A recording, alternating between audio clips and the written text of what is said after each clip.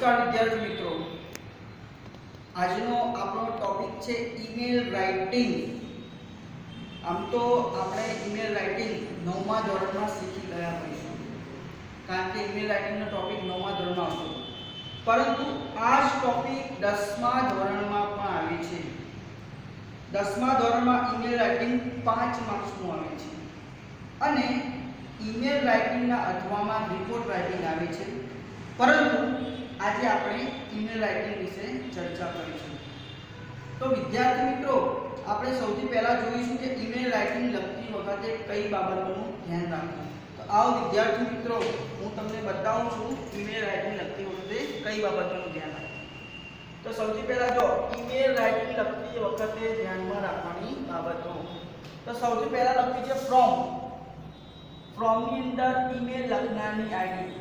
જે પણ વ્યક્તિ ઈમેલ લખતો હોય એની ઈમેલ આઈડી કેમાં લખવાની? ફ્રોમની અંદર લખવાની।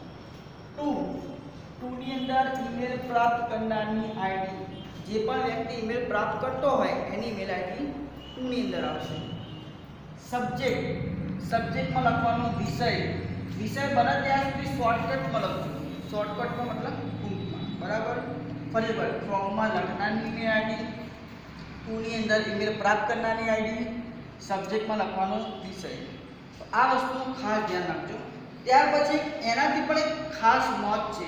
કઈ ખાસ નોંધ છે જુઓ તો જરા। ઈમેલ આઈડી લખતી વખતે પ્રથમ અક્ષરથી લઈને, આ ખાસ જોજો, પ્રથમ અક્ષરથી લઈને છેલ્લા અક્ષર સુધી બીજી એબીસીડીમાં લખવું। એટલે શું વિદ્યાર્થી મિત્રો, તમે જ્યારે ઈમેલ આઈડી લખો ફ્રોમ અને ટુમાં, એમાં પહેલા અક્ષરથી લઈને છેલ્લા અક્ષર સુધી તમારે સ્મોલ એબીસીડીમાં લખવું। સ્મોલ એટલે શું? બીજી એબીસીડીમાં લખવાનું। અને બીજું જુઓ, ફ્રોમ અને ટુમાં વચ્ચે ક્યાંય સ્પેસ રાખવી નહીં। સ્પેસ એટલે શું થાય? જગ્યા રાખવી નહીં। એટલે ફ્રોમ અને ટુમાં ક્યાંય લખવાનું નહીં, જગ્યા નહીં રાખવી। એક્ઝામ્પલ તરીકે એક ઈમેલ આઈડી આપી છે જન્મેશ પટેલ 0382, આ એને કહેવાય @ એને શું કહેવાય? @gmail.com। તો આ એક કાલ્પનિક ઈમેલ આઈડી છે, પરંતુ વાસ્તવિકમાં મારી ઈમેલ આઈડી છે। આ ઈમેલ આઈડી પર તમે મને ઈમેલ કરશો તો મને ડાયરેક્ટ મળશે। હવે વિદ્યાર્થી મિત્રો, હું તમને ઈમેલનું ફોર્મેટ બતાવું છું। આ ફોર્મેટ તમારે ક્યાં કામ લાગશે? તમે તમારા મિત્રોને, સગા સંબંધીઓને ઈમેલ લખો તો તમારે આ પ્રમાણે ઈમેલ લખવાનો। તો હું સૌથી પહેલા આ વિડીયોમાં હું તમને ફોર્મેટ બતાવું છું। તો જો સૌથી પહેલા તો ફોર્મેટની વાત કરીએ તો સૌથી પહેલા ફૂટપટ્ટી પેન્સિલનો ઉપયોગ કરીને ચોરસ ખાનું દોરી દેવાનું। ચોરસ ખાનું પૂરું નહીં કરવાનું। કેમ? કારણ કે કેટલું ઈમેલ જાય આપણને ખબર હોય નહીં, એટલા માટે। તો સૌથી પહેલા શું લખવાનું? ફ્રોમની અંદર ઈમેલ લખનારની આઈડી। સમજો, હું ઈમેલ લખતો હોય તો મારી ઈમેલ આઈડી ક્યાં આવશે? ફ્રોમની અંદર। ટુની અંદર ઈમેલ પ્રાપ્ત કરનારની આઈડી। જે પણ વ્યક્તિ ઈમેલ પ્રાપ્ત કરતો હોય એની ઈમેલ આઈડી ટુમાં આવશે। પણ એક ખાસ ધ્યાન રાખજો મિત્રો, અમુક વખતે સવાલની અંદર ઈમેલ પ્રાપ્ત કરનારની ઈમેલ આઈડી આપેલી હોય છે, તો આપણે જો અંદર ઈમેલ આઈડી આપી હોય તો તે જ લખવાની। ઈમેલ આઈડી આપી હોય ટુમાં તો તે જ લખવાની, અને કદાચ ન આપી હોય તો તેના નામથી આપણે કોઈ પણ કાલ્પનિક ઈમેલ આઈડી બનાવી દેવાની। ત્યાર પછી સબ્જેક્ટમાં લખવાનું વિષય, એ બી શોર્ટકટમાં લખજો। આટલું લખશો એટલે તમને 5માંથી 1 માર્ક્સ આવી જશે। ત્યાર પછી એક લાઈન છોડી દેજો અને લખવાનું ડિયર કાં તો રિસ્પેક્ટેડ છે। કદાચ તમે તમારા ફ્રેન્ડને કે સગા સંબંધીને ઈમેલ લખતા હોય તો ડિયર લખજો, અને તમે તમારા ક્લાસ ટીચરને લખતા હોય કોઈ બી રજા માટે, એ પછી આપણે જોઈશું। ક્લાસ ટીચરને લખતા હોય તો રિસ્પેક્ટેડ સર, અને ત્યાર પછી સંબોધન કરીને કોમા। ફ્રેન્ડને લખતા હોય તો ડિયર ફ્રેન્ડ પછી કોમા। હવે હું તમને આ જે ફોર્મેટ છે એ ફોર્મેટ ક્યાં કામ લાગશે? તમે તમારા સગા સંબંધી કે મિત્રોને ઈમેલ લખતા હોય તો તમારે આ પ્રમાણે લખી દેવાનું। તો ધ્યાનથી જોજો। આઈ રિસીવ્ડ યોર ઈમેલ યસ્ટરડે, ગઈકાલે મને તમારો ઈમેલ મળ્યો। હાઉ આર યુ, તમે કેમ છો?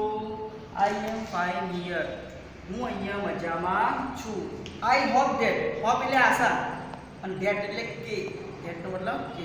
આઈ હોપ ધેટ, મને આશા છે કે you will be fine that, તમે ત્યાં મજામાં હશો। હું અહીંયા મજામાં છું, મને આશા છે કે તમે ત્યાં મજામાં હશો. પરંતુ I am writing to this email for, પરંતુ આ ઈમેલ હું તમને, હવે વિદ્યાર્થી મિત્રો ફોર પછી શું લખ્યું છે? વિષયનું નામ. આ વિષયનું નામ તમે ક્યાંથી લેશો?